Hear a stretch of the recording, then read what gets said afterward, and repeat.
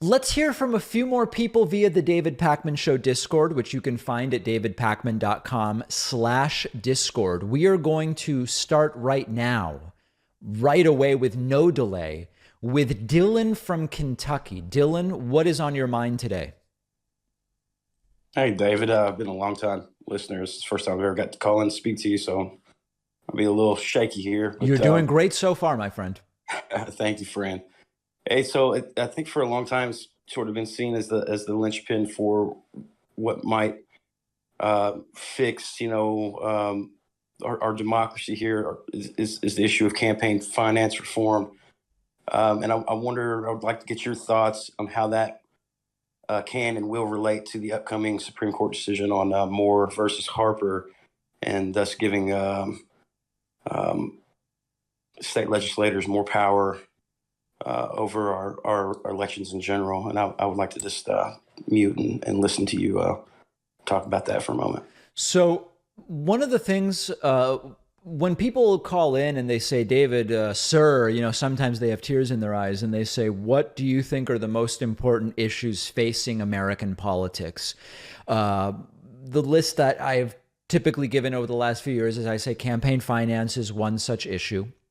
Media coverage of politics is another issue, and it's very much influenced by how we finance elections. Third is how we run our elections, meaning first past the post in most cases, and also the Electoral College for the presidency. I would like to see that changed. And fourth is climate change, in the sense that if your city is underwater or the pollution in your city is so bad that it's going to be hard to be an activist for the issues that we care about unless we deal with climate change in a sensible way. And then sometimes we'll also talk about access to healthcare, because if you're sick and don't have access to healthcare, it's also hard to be an activist, whether you care about education or abortion or whatever.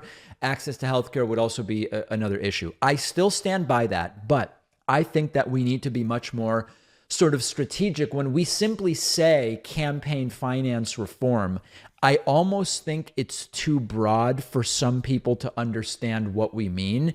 And so a much more specific but still understandable set of ideas should be there. And I think within that, the most important ones would be public financing of elections, rather than, just unlimited spending. Whatever you can raise, you can spend. So public financing of elections would be number one. Doing everything we can to eliminate the ability of dark money to come in. Right now, even though there are quite strict limits in terms of contributions directly to candidates, I forget whether it's 2,700 per cycle or exactly what the number is.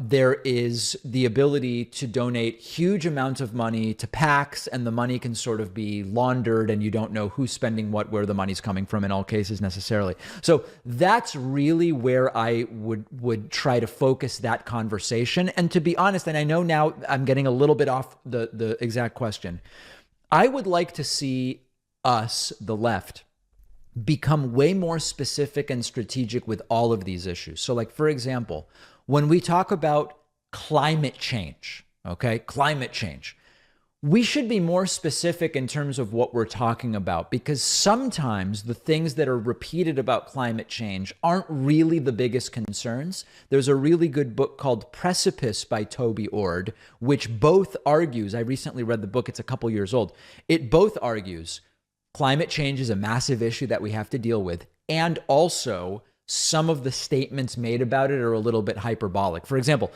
if the climate gets warmer by 2 degrees on average, we're going to starve because we're not going to be able to grow food. When you look into that, actually it being a little warmer would probably make it easier to grow food in more parts of the world. The issues are different ones, and we should try to be more specific in all of these issues. I hope to some degree I'm answering the question, Dylan. And I hope to hear from you again very, very soon.